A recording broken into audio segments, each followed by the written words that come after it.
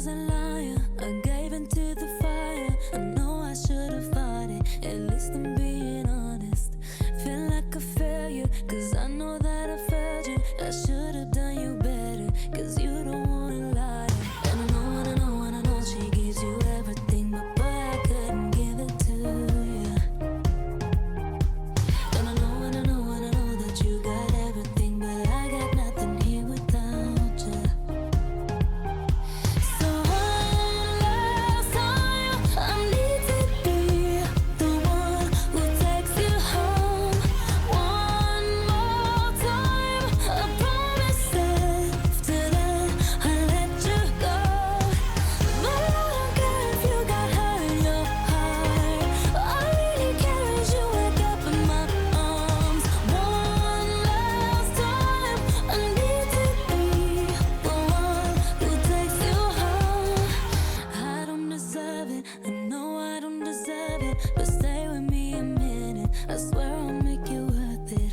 Can't you forgive me, at least just temporarily? I know that this is my fault, I should have been more careful. And I know, and I know, and I know she gives you everything, but boy, I couldn't give it to you. And I know, and I know, and I know that you got everything, but I got nothing here without you, baby.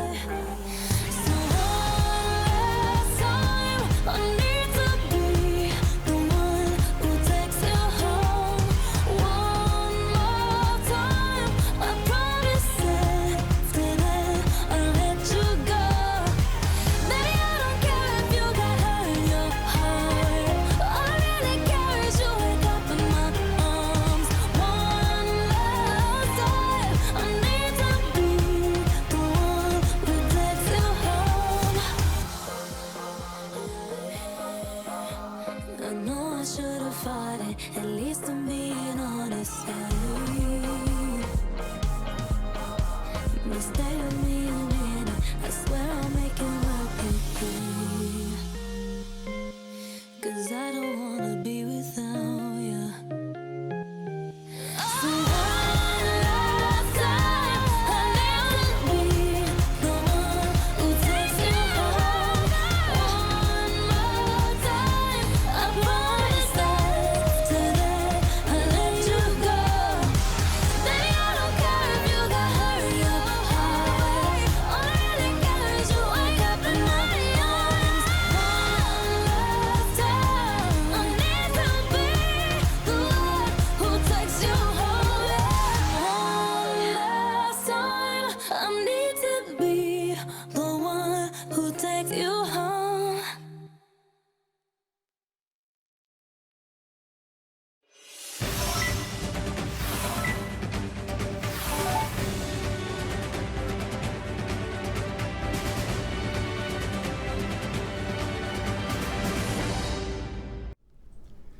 여러분의 저녁을 책임지겠습니다. 소통하는 재미 뉴스프리 데스크 아나운서 김민호입니다. 안녕하세요. 성지영 기자입니다. 조금 전에 들어온 속보인데요. 대장동 개발 로비 특혜 의혹 사건의 핵심 인물로 꼽히고 있는 유동규 전 성남도시개발공사 기획본부장 지금 구속된 상태인데 법원의 구속 여부를 다시 판단해달라고 요청을 했지만 기각이 됐습니다. 네, 오늘 오후에 유 전 본부장이 청구한 구속 적부심이 서울중앙지법에서 약 1시간가량 진행이 됐었는데요. 네. 법원이 이 청구를 기각했습니다. 네. 검찰은 어제에 이어 오늘도 남욱 변호사 불러서 조사를 진행하고 있는데요. 자세한 내용은 본방에서 더 전해드리겠습니다.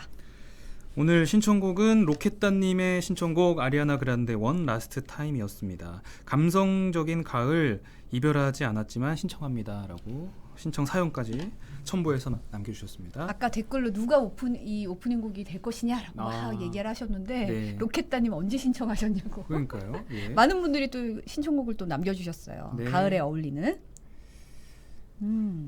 가을 치고는 좀 춥긴 하지만 어쨌든 그렇죠. 이 쌀쌀한 날씨 오늘은 너무 조금 잘 어울리는. 나았던 것 같아요. 예, 내일 예. 좀 춥대요. 비 오고 나서. 지금 뭐 다들 그렇게 맛있는 걸 많이 먹으셨네요. 빕스를 시키신 분도 계시고. 네. 와, 이번 주 금요일 300회 이사나님께서 언급해 주셨는데 역시 정확하십니다. 정확하시네요, 진짜. 하지만 금요일 날 저희는 없네요. 301회 때 1 쓰고 다 깎고 1회부터 초심으로 돌아가서 다시 뵙겠습니다. 예. 이나님 김치찜 할까 싶다고. 김치찜 너무 맛있네. 아. 돼지고기에. 저 너무 좋아하는데. 모락모락 나가지고 그러니까요. 흰 쌀밥에 올려 먹으면 너무 맛있죠? 강민승님 어제 생일이셨대요. 야 축하합니다. 축하드립니다. 강민승님 작년에 축하드린 것 같은데 그랬나요? 벌써 1년인가요? 와. 축하드려요. 오 사막의 호랑이님 신청곡 적어두겠습니다. 정유현님은 어제 결혼기념일이셨다고. 축하드립니다. 야 축하할 축하할 일이 일이 많네요. 많네요. 예. 뭐 다 말씀해 주시죠. 저희가 네. 박수 쳐드리고 함께 공감해 드리겠습니다. 축하. 축하. 네. 21일은 또 그렇죠. 누리호 발사죠.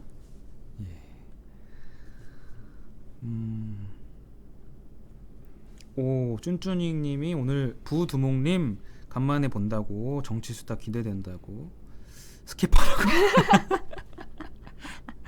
그러네요. 네. 강민수님 신해철 그대에게 신청해 주셨어요. 올해로 7주기라고. 네. 모레 누리호 발사한다고 호상영님께서도 언급해 주셨습니다. 네, 저희도 특보로 라이브 할 예정입니다. 네, 그 남단유 하냐 마냐 여쭤보셔가지고 남단유는 그대로 진행할 거예요. 네. 자 이제 스킵하고 첫 번째 코너로 가보겠습니다. 네.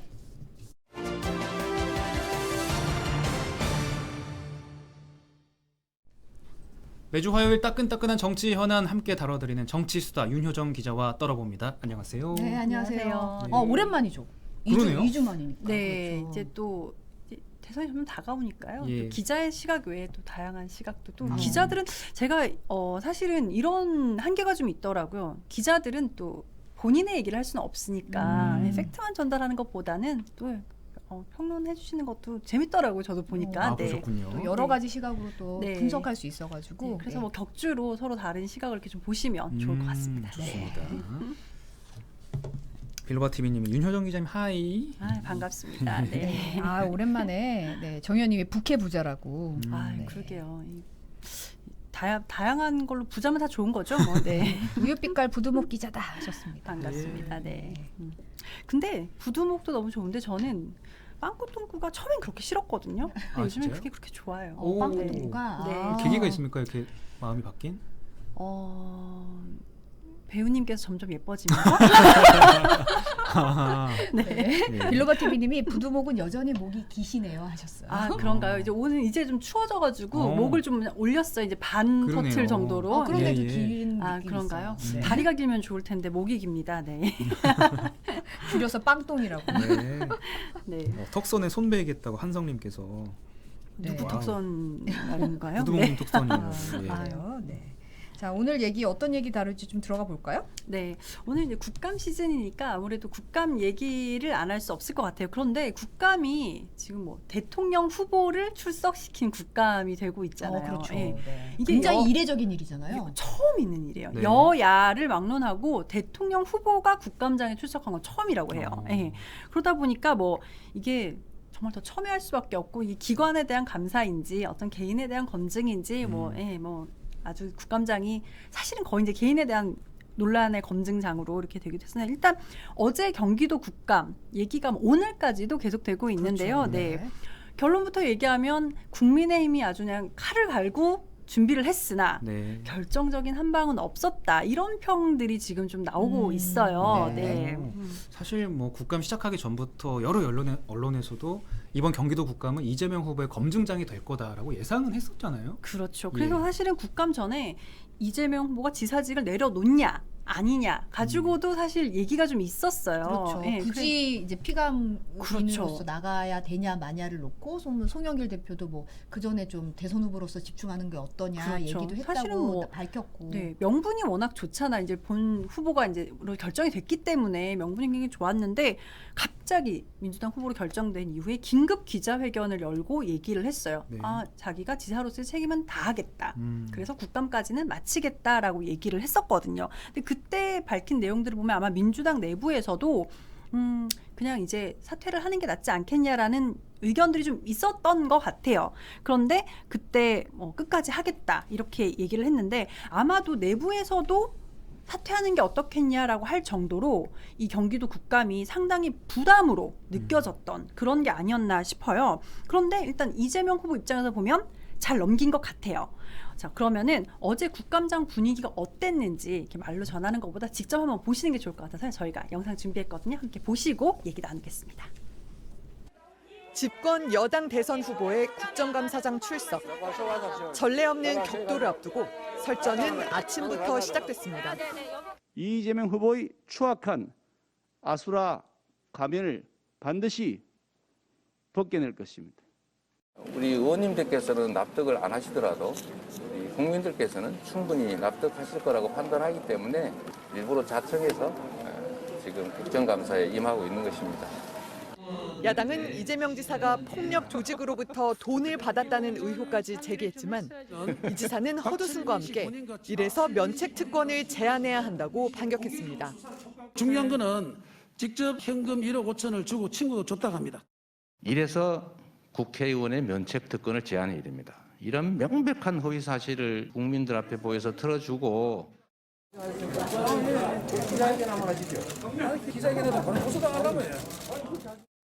대장동 비리에 측근이 연루됐다면 대선 후보를 사퇴하냐고 묻자 윤석열 전 총장부터 답변하라고 받아쳤습니다.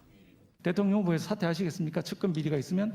윤석열 총장의 측근이 100% 확실한 그분 문제되면 A를 물으면 A를 답변하셔야죠. 시킬 건지 먼저 답해 주시면 알겠습니다. 저도 답을 하도록 하겠습니다. 지사님. 답변 시간을 놓고 신경전도 치열했습니다. 야당 의원들은 이 지사의 답변을 끊었지만 여당 의원들은 충분한 시간을 보장했고 이 지사는 해설판까지 사용하며 해명 기회를 적극 활용했습니다. 경기도정 홍보장이 아니고 도지사 개인의 어떤 신상 발언장이 아니에요. 아니, 넌 발언하는데 조용히 하세요. 10초 답변하세요 하면 그거 예 아니면 노 하세요. 이게 국감입니까? 급기야 야당 의원은 김부선 씨와 전화 통화를 했다며 녹음 파일을 들려다 제지당하기도 했습니다. 국감을 보다가 어떤 분이 도저히 열이 받아서 그만하세요.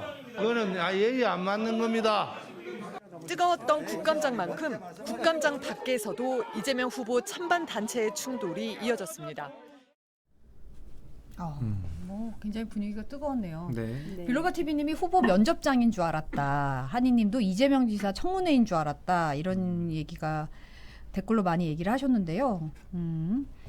네, 기관의 국감이다. 경기도정을 토론하는 뭐 얘기하는 자리라기보다는 이제 이재명 지사 개인의 네. 이제 집중되는 그런 청문회였어요. 분위기가. 뭐 짧게 봐도 그런 분위기가 보이죠.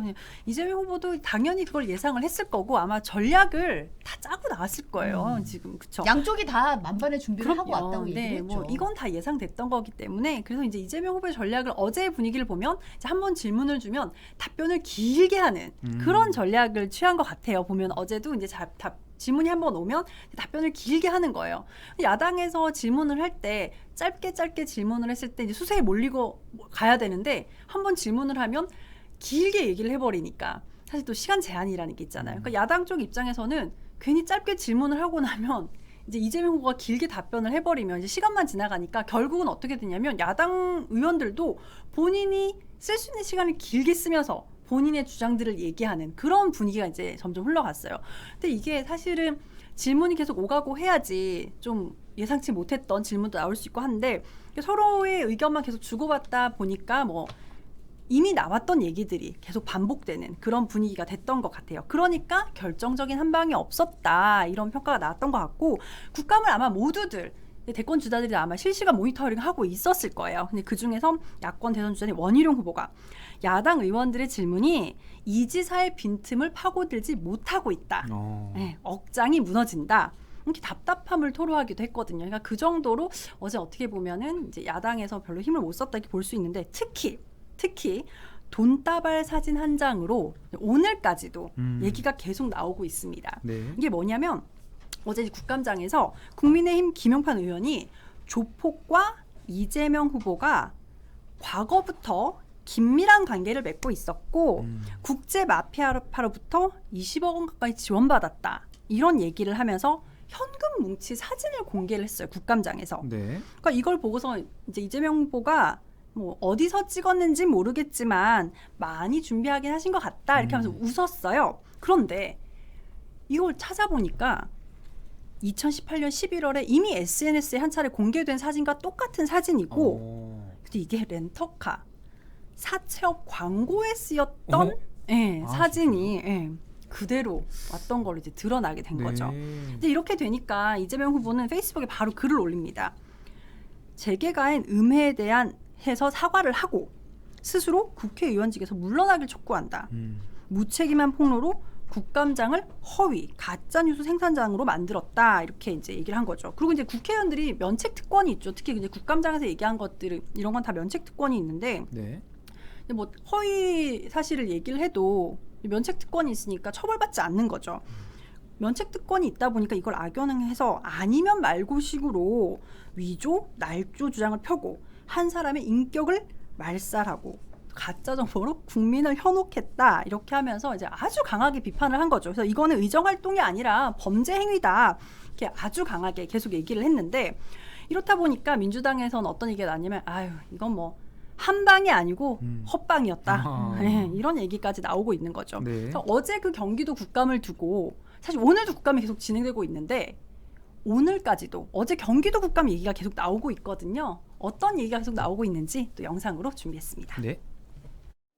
민주당은 어제 경기도 국정감사에서 조폭 출신 박모 씨가 이재명 지사에게 줬다는 20억 원 돈다발 사진이 사실은 과거 박 씨가 공개적으로 돈 자랑하던 사진으로 드러났다며 김용판 의원을 국회 윤리위에 제소해 의원직 사퇴를 추진하겠다고 밝혔습니다.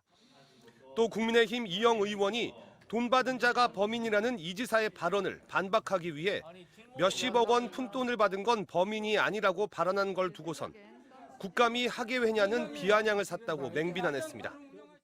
이번 국감은 한마디로 대장동 개발 의혹은 국민의힘 게이트다라고 하는 것을 다시 한번 확인한 국정감사였습니다.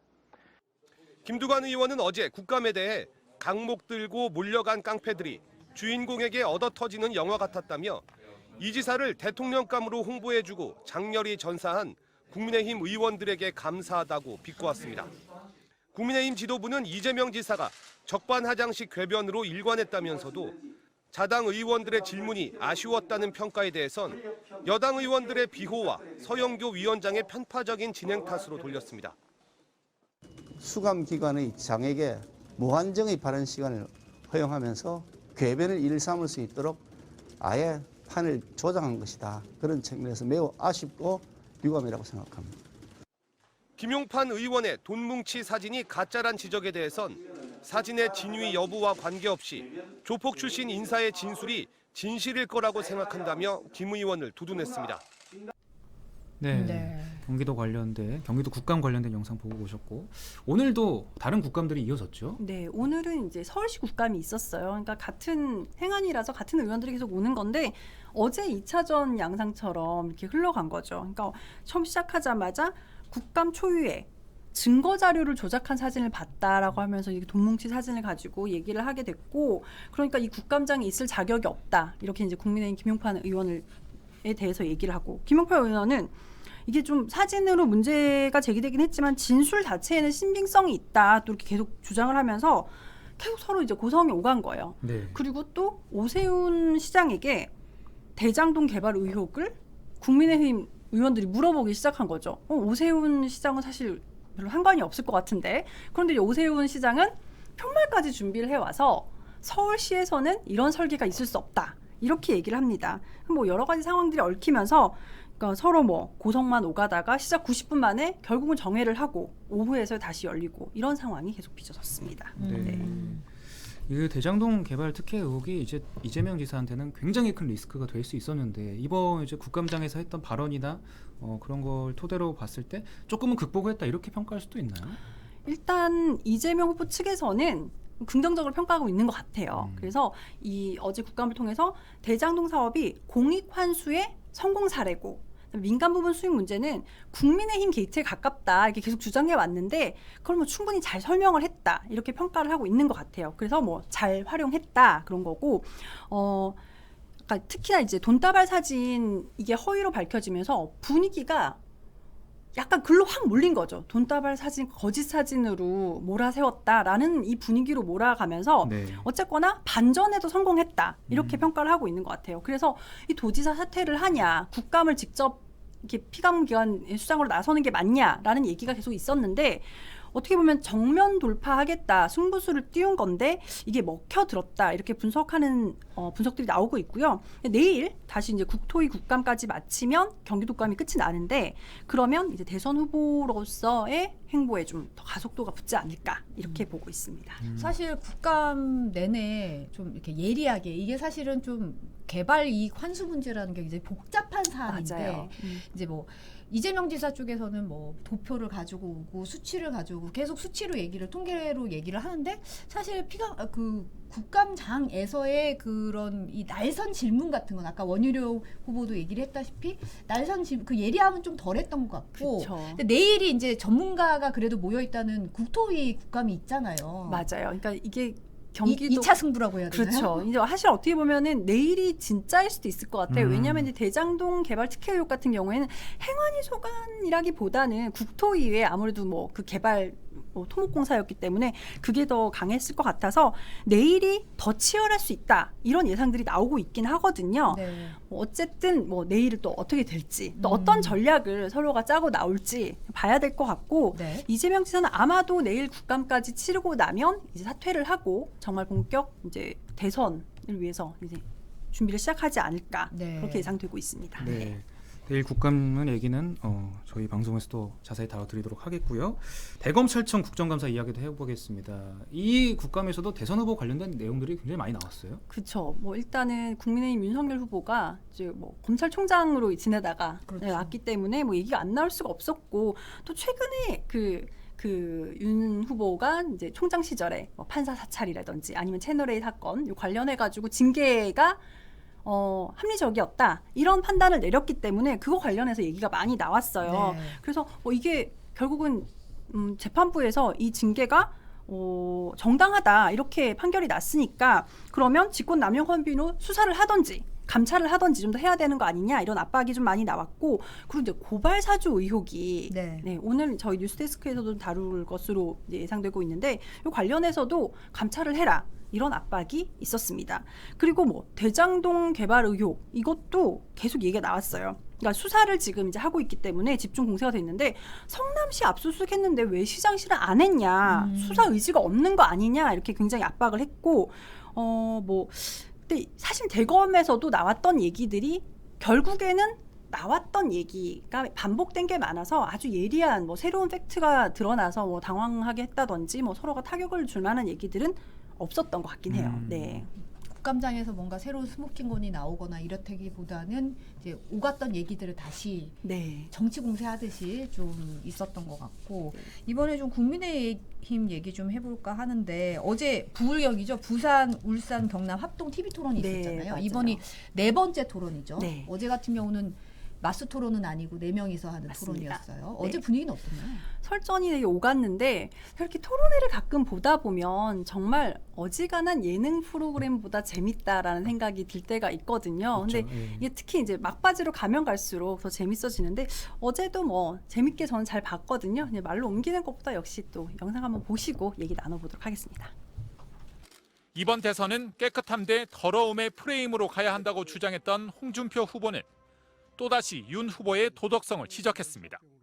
각종 비리 후보들이 나와서 오징어 게임처럼 돼 가고 있다. 한탄을 내놨어요. 한국의 문화적 수준을 이야기하면서. 그게 뭐 홍 후보님도 해당되는 거 아니겠습니까? 그걸 왜 나를 꺾고 들어가요? 이재명 후보하고 윤석열 후보 이야기인데 전직 대통령 수사 문제도 또 꺼내들었습니다. 전부 대통령한테 뇌물 줬다고 뇌물죄로 엮어가지고 난그 처벌하는 것 보고 저건 아니다. 지금 국민들한테 그런 말씀 하시면은 수사 지휘를 한다고 그래서 서울지검장이 상납을 받으면은 그게 되겠습니까? 유승민 후보는 다른 후보들은 일주일이면 다 털린다는 윤 후보의 발언을 놓고 설전을 벌였습니다. 이런 모욕은 제가 처음 당합니다. 터는데 일주일도 안 걸리는 후보가 저 유승민입니까? 터는데 다 터는데 일주일이면 끝난다는 게 아니라 이게 이제 일주일도 안 돼서 털기 시작을 해가지고 가만히 안 둔다 이런 얘기죠. 후보님. 원희룡 후보는 윤 후보에게 전직 대통령에 대한 수사가 정의 실현인지 정치 보복인지 따져 물었고 윤 후보는 명확한 답은 하지 않았습니다. 사실 MB께서 H2O는 H2O가 뭐냐, 수소가 뭐냐 이게 워낙 이제 좀 화제가 됐어가지고 이거 국힘 토론회 가지고 영상을 만들었는데 댓글에 저희 토론회 영상 만들면 댓글에 항상 이러니 개콘이 많아서 그게 들어가요. 근데 이게 되게 씁쓸한 댓글인 게 이제 차기 대선 후보를 뽑는 경선 토론회고 정책과 좀 집중적인 얘기가 오가야 되는데 뭔가 이제 약간 이런 얘기가 오가면 좀 마음이 저희가 또 이렇게 뜯어 올리는 입장에서도 좀 마음이 그렇더라고요. 뭐 근데 이게 뭐랄까 그런 게 저는 이렇게 생각해요. 그렇게 해서라도 정치에 좀 관심을 가져주셨으면 하는 생각을 할 때가 또 있거든요. 그러니까 뭐 직접적인 정책 얘기가 아니더라도 전혀 관계없는 얘기에서 또 흘러와서 그 사변적인 얘기를 듣게 되는 경우가 좀 있으니까 이렇게 해서라도 정치에 조금 관심을 가져주셨으면 뭐 저도 이제 나름대로 좋게 생각하려고 하는 거겠죠. 그런 생각이 들 때가 많은 있어요. 분들이 H2O와 H2는 확실하게 알 것 같아요. 물과 수소는 확실하게 알고 혹시나 싶었던 분들도 다시 한번 화학식을 꺼내서 되새기는 게 아닌가 싶어요. 사실 원희룡 후보 같은 경우는 그 학력고사 수석 출신 아니겠습니까? 그런 건가요? 네, H2O를 뭐 여기 계신 분 다 모르시진 않았을 거예요. 뭐 순간적으로, 그렇죠. 뭐 순간적으로 물어보니까 당황하셨겠죠. 그렇죠. 헷갈릴만 합니다. 이게 뭐 거의 30-40년 전에 얘기하고 처음 화학 얘기하셨을 시간 것 추억이 같은데 떠올리는. 이게 세 번째 이제 토론회였는데 네 번째 토론회였는데 정책 관련 얘기가 아직까지도 그렇게 활발하게 되지 않아서 아쉬운 감은 없지 않아 있지만 어떤 설전들이 오가는지 좀 정리를 해주시죠. 네, 그러니까 뭐 어제도 뭐 여러 가지 얘기가 나왔지만 계속 얘기가 나오고 있는 거죠. 그러니까 윤석열 후보가 오늘도 이제 그 부산 해운대을 김미애 의원 사무실을 방문했어요. 여기서 뭐라고 얘기를 했냐면 전국 단위 선거 4연패의 주역들이 당의 터줏대감 역할을 하고 있다. 이렇게 얘기를 했거든요. 이게 뭐 누구를 겨눈 거겠습니까? 홍준표 후보와 유승민 후보를 딱 겨눠서 한 얘기인데 그러면서 새로운 피인 내가 당을 바꾸겠다.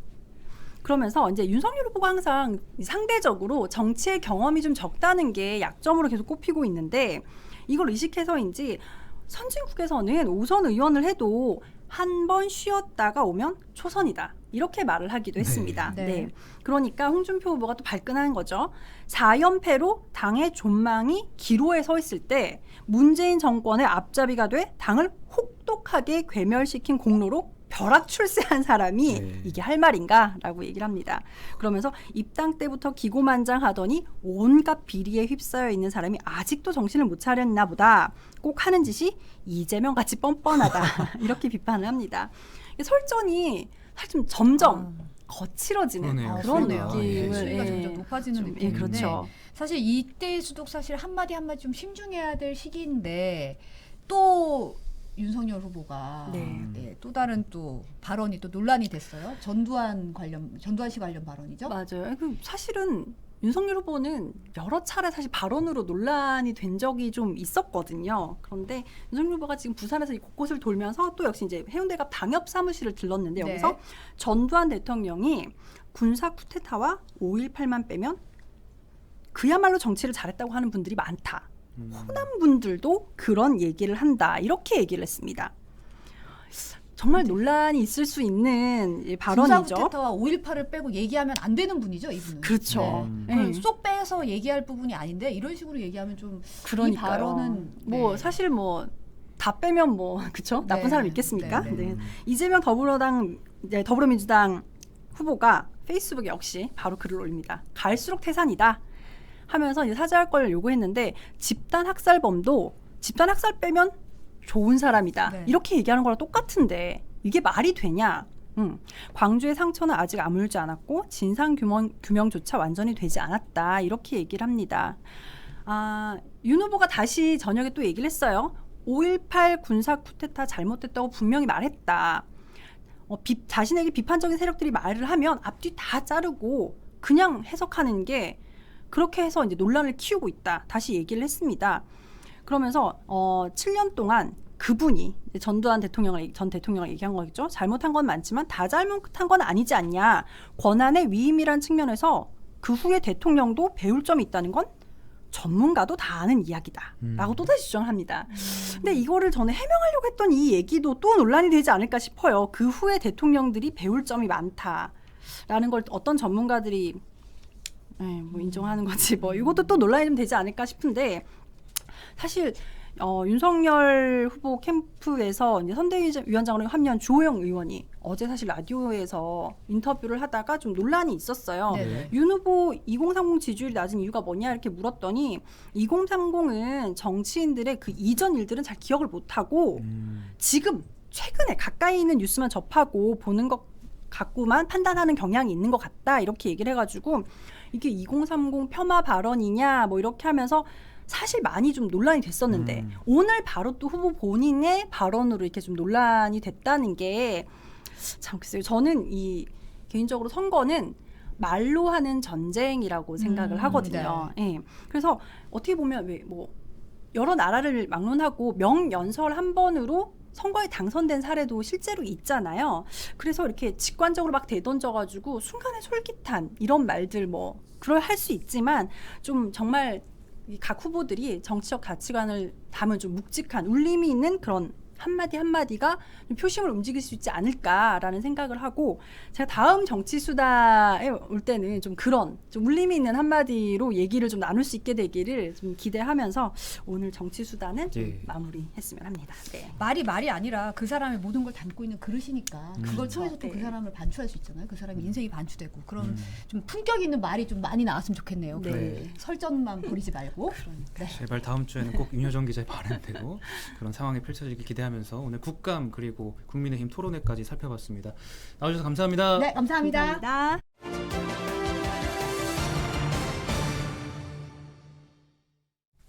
네, 산책 시간 안녕하십니까. 노재필 기자와 함께 떠나보겠습니다. 오늘은 넥타이 뭐 괜찮죠? 네, 오늘은 네, 잘 정확합니다. 네. 네. 중앙을 잘 지켰네요.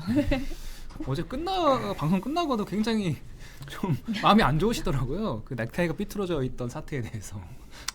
항상 뭐 바른 모습을 보여드리고 싶은데 또 이게 넥타이가 어느 쪽으로 삐뚤어져 있는가가 또 굉장히 또 해석을 하실 수도 있고 그러니까 거기까지 앞서 보는 역시. 네. 아무튼 윤여정 기자가 얘기한 것처럼 좀 정치인들 말을 좀 잘 해야 되는데 이러니 개콘이 망하지라는 말이 아까 맞는 것 같아요. 네. 그래서 저를 또 이렇게 환호해 주시는 많은 분들이 또 계시니까 제가 또 오늘 뉴스데스크의 소식을 또 엑기스만 뽑아서 전해드려야죠. 오늘 또 다양한 소식. 오늘 또 많은 분들이 관심 있을 만한 소식이 또 그렇죠. 있잖아요. 사실 저희가. 이 뉴스가 굉장히 중요한 뉴스예요. 그러니까 자막을 띄워주세요. 네. 이 고발 사주 의혹이 사실은 이제 화천대유 때문에 좀 많이 묻힌 경향이 좀 있는데 그럼요. 네. 이게 사실은 굉장히 이게 심각한 사안이거든요. 그럼요. 네.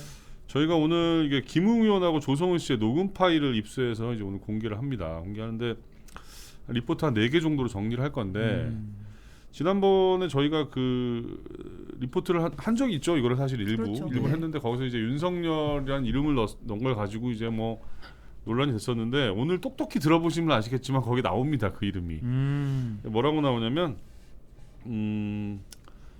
그 나와요. 네. 자신이 고발장, 그러니까 김웅 의원이 자신이 고발장을 제출하면 진짜 이름이 들려요. 윤석열이 시켜서 고발한 것이 되니까 이렇게 굉장히 그 뭐랄까 주도적인 개입을 했고 그 다음에 뭐 검찰과 공무원 정황들이 굉장히 많이 묻어나는데 그 대화를 들어보면 네. 김웅 의원의 이 일관된 답변이 있어요. 기억이 나지 않는다. 이렇게 기억이 안 날 수가 있을까 싶은 아마 그런 느낌을 좀 받으실 거예요. 리포트 보시면. 근데 이거는 이제 오늘 PD수첩에서도 좀 다룰 예정입니다. 네. 누가 고발을 사주했나 이런 제목으로 오늘 방송이 또 준비되어 있고요. 자, 그다음에 보시고 PD수첩도 보시고. 그렇죠. 오늘 다 저희가 또 MBC 유튜브 채널에서 라이브를 합니다. 자, 그 오늘 리포트는 이제 4차 유행 보면은 이제 확진자 수가 좀 줄고 있는데 오늘 6시까지 보면은 1,292명. 어제보다 늘었어요. 어제보다 한 397명 정도가 이제 같은 시간대 늘어나긴 했는데 약간 어떻게 보면 이제 통제가 조금 되고 있는 것 같은 느낌이 좀 들긴 하죠. 왜 웃어요 지금? 아니 션님이 스포 자제해 주세요라고. 그래요? 네. 스포하는 방송인데. 우리 스포 전문 방송이니까 우리. 스포 그냥 스포 시원하게. 저 어젯밤에 오징어 게임 그 밤새 봤는데 다 스포해 드릴까요? 이러지 마십시오. 네, 이러지 마세요. 근데 그건 안 네. 됩니다. 예. 아 근데 재밌더라고 그거. 진짜 어제 밤샜어요. 밤새가지고. 지금 아. 약간 그 감동에서 벗어나지 못했어요. 이제 이제 와서 본 그 감동에서 벗어나지 못했어요. 제가 어제 인생은 이 말이 되지 말고 주인이 되자 뭐 이런 어떤 네. 그런 교훈을 얻었습니다. 네. 네. 프리데스크의 주인이 되자. 주인이잖아요. 전 주인이죠. 그럼요. 두목. 네 말이 아니고. 네. 아무튼 스폰가요 혹시? 자 근데 이제 사망자가 이제 21명으로 4차 유행 이후에 이제 최대가 나와서 좀 걱정스럽긴 네. 한데 그 이제 확진자 수가 좀 감소세가 되더라도 정부는 다음 달에 이제 일상 회복을 좀 하기로 했잖아요. 네네. 그 전에 이제 많이 줄어도 거리두기는 그냥 기존의 거는 이달 말까지 계속 간대요. 그러니까 뭐 이번 주말에는 그 전 국민의 70%가 접종을 완료할 예정이라고 합니다. 네. 네. 아 서영찬님께서 오징어 게임 스포가이라고 하셨고. 네. 슈레딩거의 0.5 토끼님이 두목 이러다가 오징어 게임에 잡혀가요. 하셨습니다. 네네. 오징어 게임. 그러니까 마이크 송님 말이 맞아요. 그 오징어 게임 본 지가 언젠데 제가 좀 약간 좀 늦게 봐요. 모든 걸 이렇게 좀 남들 다 본 다음에 보는 스타일이어가지고. 아니 근데 네. 두목님이 이제 보고 막 감동을 얘기하니까 안 본 분들이 이제라도 봐야 하나 약간 뒤늦게 지금. 그러니까 제가 보통 문 닫고 제가 보면 끝납니다 이게 사실. 오징어 게임 열풍은 아마 한 2주 안에 끝나지 않을까 제가 봤기 때문에 네, 뭐 그런 예상도 해보는데 아주 잘 만든 작품이더라고요. 자 그다음 박윤수 기자가 프랑스 가 있는데 오늘은 이제 백신 패스에 대해서 취재를 했어요. 네. 프랑스 같은 경우는 식당, 카페나 기차역 같은 데 가면 백신 패스를 이렇게 제시를 해야 된다고 해요. 그래서 일종의 의무화가 돼 있는데 만약에 맞지 않았을 경우는 음성 확인서 제출해야 되고 네. 이게 우리나라 같은 경우는 비용이 싸잖아요. 프랑스는 그 검사 받는데 한 7만 원 정도 들어간대요. PCR 검사 받는데요. 네. 그러니까 미접종자 입장에서는 굉장히 이게 돈도 많이 들어가고 귀찮은 거죠. 네. 우리나라는 뭐 공짜로도 많이 해주고 네. 그죠? 그다음에 자기 돈 내더라도 한 2-3천 원이면 하거든요. 네, 그래서 근데 프랑스 정부 같은 경우는 이제 이게 미접종자에 대한 차별이 아니냐 어떤 이런 우려도 많이 있긴 한데 이걸 내년 7월까지 연장을 한다고 합니다. 백신 패스 제도를. 그것 때문에 굉장히 시위도 좀 거세게 붙었잖아요. 네네 시위도 많이 나고. 근데 이제 논리는 그거예요. 이게 차별이 아니고 미접종자를 보호하기 위한 것이다라는 어떤 그런 논리를 얘기하고 있습니다. 아마 우리도 이제 도입을 하게 되면 프랑스를 좀 그 사례를 좀 많이 배워야 되지 않을까? 뭐 배운다기보다는 좀 참고를 해서 네. 좀 되게 더 나은 어떤 제도 운영을 좀 해야 되지 않을까라는 생각이 드네요. 네. 자 다음 뉴스는 법인이 대출받아 아파트 46,000채를 싹쓸이했다. 이게 무슨 얘기인가? 46,000채요? 그러니까 한 개 법인이 산 게 아니고 여러 법인이 전체. 샀는데, 그러니까 이게 그 지난해부터 법인이 주택을 구입할 때는 자금 조달 계획서라는 걸 내도록 돼 있대요. 일정 금액 이상의 아파트 뭐 주택을 살 경우에. 근데 봤더니 이제 저가 주택까지 싹쓸이한 거예요. 그러니까 이제 그런 어떤 계획서 안 내도 되는 대상들을 평균 가격이 뭐 이 46,000채의 평균 그 한 채 가격이 3억 2천만 원 정도 한다고. 그러니까 약간 저가를 이제 산 거죠. 네. 그래서 이게 사각지대는 누렸네요. 그렇죠. 이제 법인들이 어떻게 보면 이제 부동산의 어떤 그 가격 교란을 시켰다고 또 볼 수도 있는 그런 측면이 있습니다. 네. 자 오늘 그리고 북한이 SLBM을 발사했어요. 잠수함에서 발사한 걸로 추정이 되고 있는데 한 590km 정도 날아갔다고 합니다. 이게 이제 공교롭게도 오늘 이제 박지원 국정원장 주재로 한미일 정부 기관장들이 모여서 한반도 정세를 논의하는 그런 날이었대요 오늘이. 근데 뭐 북한이 그것 때문에 쐈는지 어땠는지는 뭐 북한은 얘기를 안 하니까 알 수는 없지만 아무튼 뭐 항상 전 느끼는 건데 이런 긴장 상태에서 왜 언제까지 우리가 살아야 되는가 하는 어떤 고민들이 있어요. 사실 긴장을 하고는 있나 싶기도 하고 일반 제가 국민들 입장에서는 사실은 쐈나 보다. 그게 너무 흔하게 이제 뭐 하니까. 우리는 어차피 뭐 사정권 안에 들어온 지 옛날이니까 뭐 그랬나 보다 뭐 이렇게 생각하시는 분들이 더 많은 것 같다는 느낌이 받긴 해요. 한 3년 4년 전인가 그때 뭐 봄철에 굉장히 그런 게 한번 굉장히 위기가 이제 한반도 위기가 고조된 적이 있는데 난다 어쩐다 이런 그때 이제 브라질 기자가 저한테 요청이 와가지고 제가 이제 취재를 좀 약간 뭐 도와줬는데 명동을 나가서 이렇게 보더니 깜짝 놀라더라고. 너무 편안하니까. 아니 자기들 보기에는 거의 이거는 뭐 다 그냥 짐 싸가지고 도망가야 되는 상황인 것 같은데 그 다들 너무 평온하게 이렇게 명동에서 보내고 있으니까 굉장히 놀라가지고 그런 걸 이렇게 담아서 기사를 이제 보내더라고요. 그래서 물론 뭐 외국 사람들이 보기엔 참 이해가 안 가는 측면이 좀 있긴 한데 뭐 어떤 한반도의 어떤 그 항구적인 어떤 평화 그럼요. 정착을 위해 네네. 좀 노력을 해야 되지 않을까 생각이 듭니다. 네. 자, 그다음에 다음 뉴스는 김민욱 기자가 취재한 건데요. 그 항만 오염이 심각한데 예산은 삭감. 이 뉴스는 뭐 제가 시간이 없으니까 자세히는 못 알려드리고 좀 이것도 황당하긴 합니다. 네. 안타까운 뉴스인데. 자, 보시고 본방으로 네, 확인하시면 본방에서 될 보시면 될 것 것 같고요.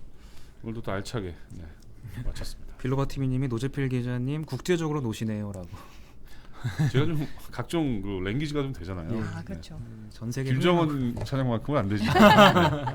오징어 게임 이제 봤다. 글로벌한 드라마를. 자, 네. 본방까지 시청 부탁드리고 저희는 내일 다시 돌아오겠습니다. 네, 감사합니다. 고맙습니다.